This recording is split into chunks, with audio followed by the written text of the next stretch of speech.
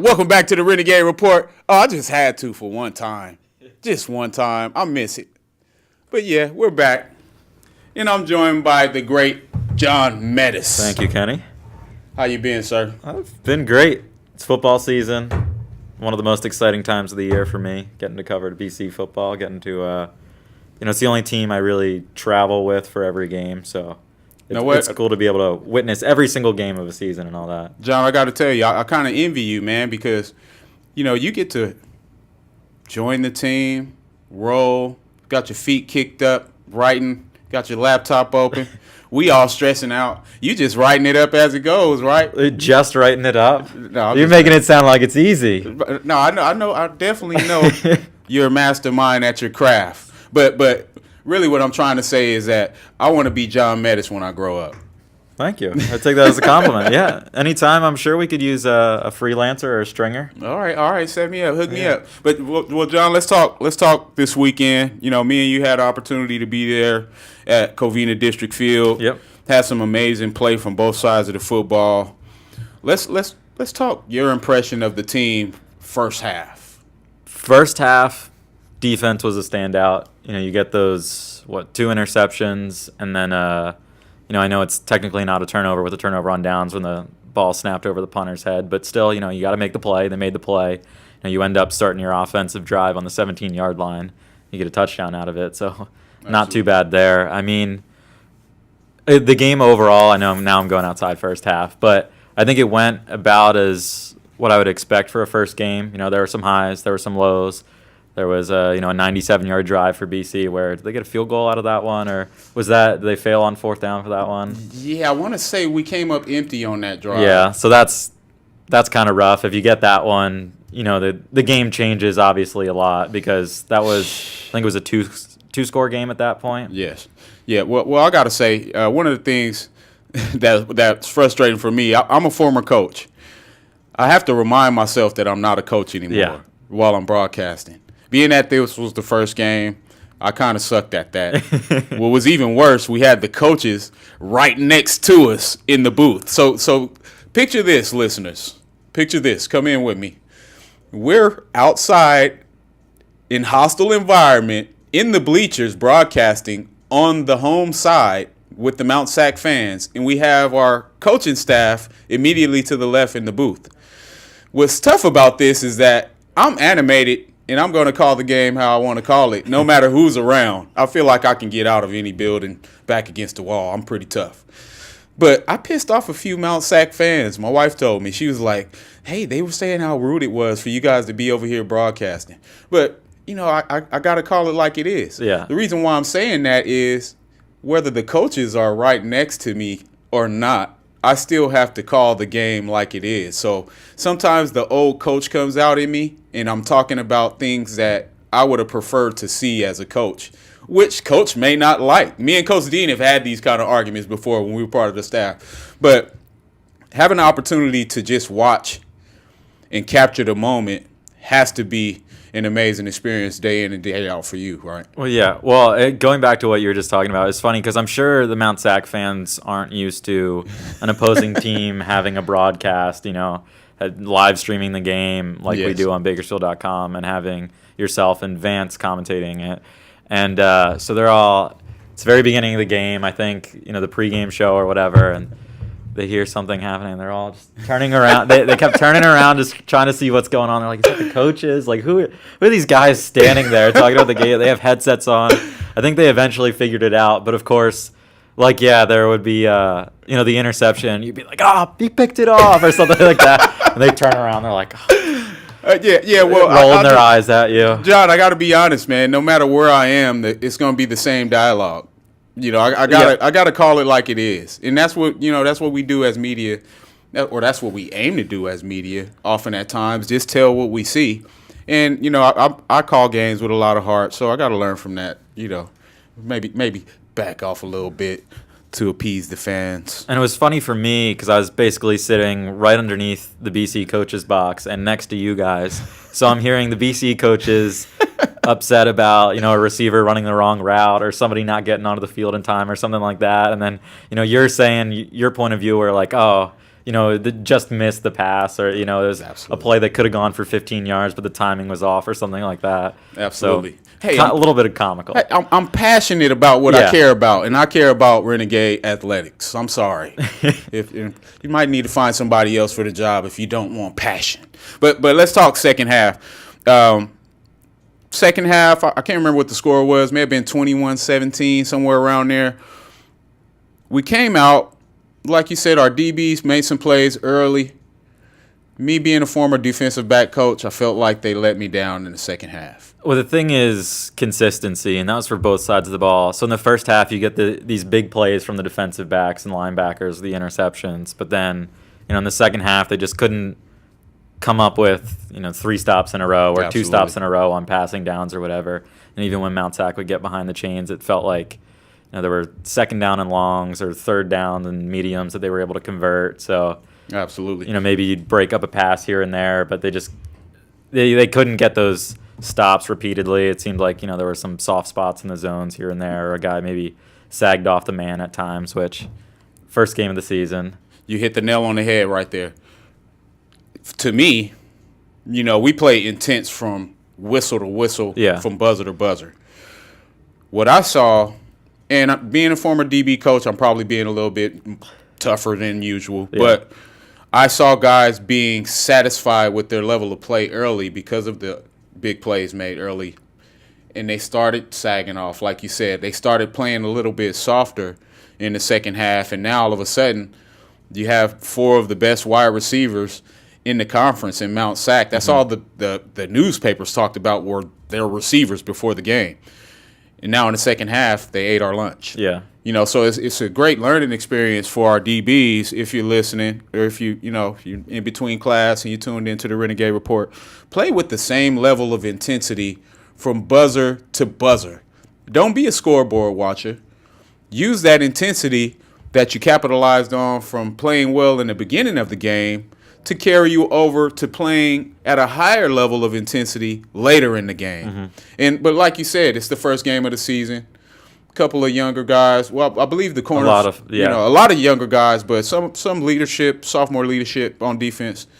I feel like there has to be more barking from the leaders in the secondary to help the younger guys know how to maintain that consistency, right? Well, and even you've got a lot of freshmen in the defensive backfield, and in high school, okay, if you're within a step and a half of the receiver, you can close the gap and make the play when the ball's thrown. I think they realized in college you can't, even if you're half a foot off. A good quarterback's going to be able to fit that in there, and you're not necessarily in bad position, but you're just not in the best position, and that's the difference between an 8-yard completion and an incompletion. Absolutely. Great point, John. On that point, the play that was made in the east end zone by the Mount Sac receiver, the DB was within 1 step. He relaxed on the play, thinking that the ball was going to be overthrown, yet the receiver continues to push towards the route and makes one of the greatest one-hand catches I've ever seen. We have a highlight coming in the next segment, but wasn't that a phenomenal catch? That was probably the best catch I've seen in person. Because, it was like it just stuck out his hand, firm. Just he didn't have to pin it against the leg or anything. Just a one-handed grab in the back corner of the end zone. Goodness. Seems like everybody in the stadium afterward stood up and were like, what? Yeah, man. Yeah. So listeners, if you've seen the Odell Beckham commercials and all that stuff, and you're like, oh, they're doing this, it's camera tricks. We saw one live. I'm talking about 3rd and 10 from the 18-yard line, fade into the corner of the end zone, Odell Beckham, 3-finger catch. I don't even think he used all 5 fingers. I don't know, but it was funny because I was overhearing some of the Mount Sac coaches, and one of them goes, man, he doesn't catch anything in practice. And it was one of those kind of catches where once in a lifetime. But basically what we're saying, DBs continue to play through the whistle. Never take downs off. Never take receivers lightly, because they're looking for the one opportunity to get behind you. That's what made me great. And I can say that wholeheartedly. because I played at a high level in the defensive backfield. Mm-hmm. I never let people behind me. It was like an anxious anxiety. Like, no, it's like I'm dying if somebody gets behind me. Nobody behind me. And if you play with that philosophy, of course you're going to have opportunities where receivers catch it in front of you and you may miss a tackle. But keep receivers in front of you as a defensive back. That's half the battle. Yep. If you do that, you're going to win. So let's talk about this weekend. We're about 2 minutes from the break. We have Santa Monica. No, we have El Camino. El Camino at home. Golden Empire Youth Football Day. Yep. What are you looking forward to? Well, I think it should be a good game. I think BC fans will. I mean, this game, BC El Camino, BC's won by 4 points each of the last 2 years on games that have, basically come down to the last possession. I think 2 years ago, as Derek Vickers scored with 3 seconds left. And last year, now you're testing my memory. Last year, I think BC scored with like a minute or 30 seconds left or something like that. So crazy game last year. To go ahead, and so I feel like I don't know if it should be as close this year because I think El Camino played a good Riverside team last week and they lost as well, just like BC did. But I don't know if El Camino's as strong of a team this year as they have been in the past few years. I think BC, playing at home, it's your first home game. You're going to want to make an impression on that home crowd for the first time, especially with the Golden Empire game. You're going to have more people there probably than you would have had otherwise. So absolutely. I'm predicting a BC win. Well, I'm definitely predicting a BC win. One of the things that we got to be conscious of, they're both going to be hungry. Yep. Both coming off losses. Yeah. I remember the El Camino game last year. Talked to Coach Nixon about some of our quarterback struggles last year. I don't think we have that issue this year. I like the way Medina performed against Mount Sac. Even though he didn't light it up, throwing it all over the place, I like the way he managed the game. He didn't force things. And the team has confidence in him, and he's our guy right now. So I think that's one of the benefits that we do have over El Camino. We're going in with more stable quarterback play. And no matter how bad it hurts, taking a loss and being exposed in the secondary, hopefully our secondary is ready to play at a high level as well, right? Mm-hmm. Well, so Josh, he's small. He's a short guy, obviously, and he hasn't played football in a while, but he's quick, so he can run the ball. I think this week he'll have more of an opportunity to throw the ball downfield. I don't think we had a ton of downfield completions that we saw in the Mount Sac game. There was one. The interception he had was downfield a little bit, but even that, I think Chudy said after the game the receiver didn't run a great route on the play, so it wasn't necessarily his fault. So everybody sees interceptions, blames it on the quarterback. That's a great insight.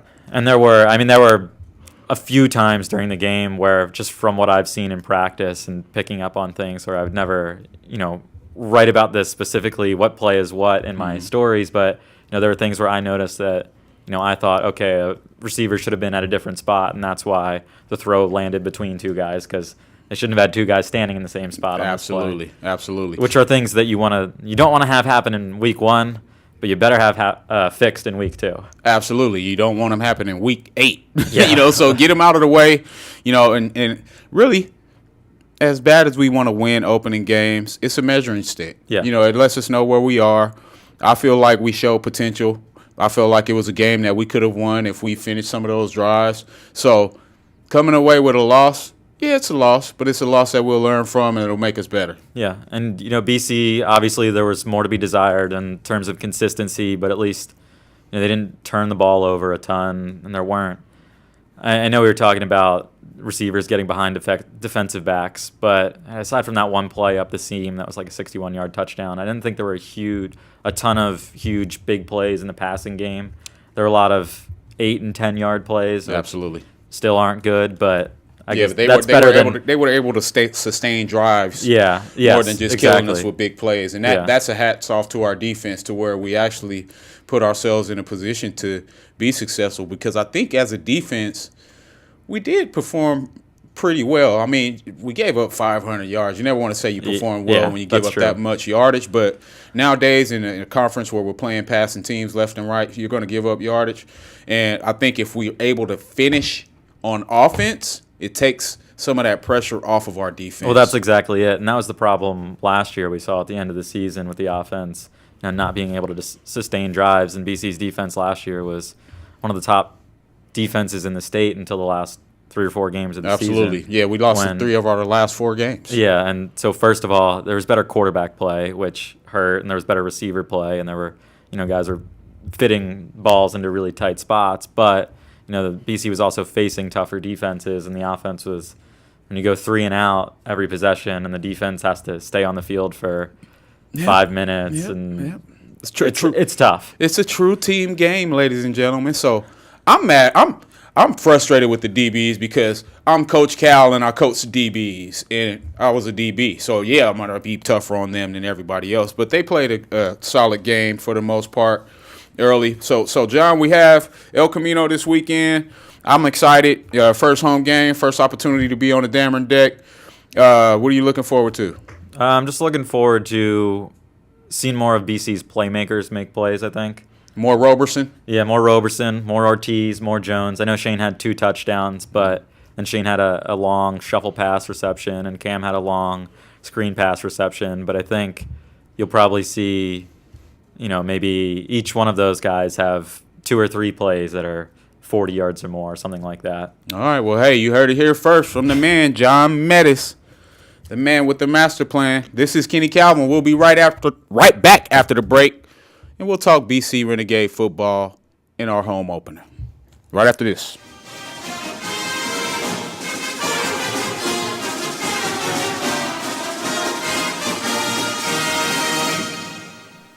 Renegade fans, be sure to catch your 2018 Renegade football team as they take to the field this season. Don't miss any of the action as El Camino, Santa Monica, Orange Coast, East LA, and Moore Park will all visit Memorial Stadium to square off against your Renegades. Season tickets range from $25 to $60 and can be purchased by visiting Validtix.com or calling 1-888-825-5484. Go Gades! If you call Kern County home, then you can bank with Kern Schools Federal Credit Union. It's that simple. From savings and checking accounts to home and auto loans to the latest in online and mobile technology, Kern Schools is here to be your lifelong financial partner. And whether you like traditional banking or prefer to handle your finances online, we can meet all your needs. To open your Kern Schools account today, simply visit a branch or go online. With online account opening, you won't even have to come visit us. Just one more way Kern Schools is here to make your life easier so your dreams and goals become reality. Kern Schools. Together, we have something special. It's hard to think about winter with the leaves and pumpkins laying about, but it won't be fall forever. So swing by the fall tire sale at Les Schwab through October 31st. The sale may be seasonal, but our service is here forever. Les Schwab Tires. Doing the right thing matters. For nearly 80 years, Kern Schools Federal Credit Union has been helping generations of local people achieve local dreams. What started as a tiny office in the basement of Bakersfield High School, where receipts were kept in a shoebox, has grown to become the largest financial institution headquartered in Kern County. And local matters. Through the years, we've been witness to families and friends passing their Kern Schools tradition down from one generation to the next. And we always have room for more. So be sure to start your Kern Schools family tradition today. Kern Schools. Together, we have something special. W.A. Thompson Distributing proudly supports Bakersfield College athletics. W.A. Thompson has been delivering quality beverage products to Kern County businesses for over 60 years. With great beer comes great responsibility. Please enjoy our products responsibly and always remember, 21 means 21. W.A. Thompson Distributing salutes BC football. Thanks for following the Renegades on the radio, and go Gades! Renegade fans, be sure to catch your 2018 Renegade football team as they take to the field this season. Don't miss any of the action as El Camino, Santa Monica, Orange Coast, East LA, and Moore Park will all visit Memorial Stadium to square off against your Renegades. Season tickets range from $25 to $60 and can be purchased by visiting Validtix.com or calling 1-888-825-5484. Go Gades!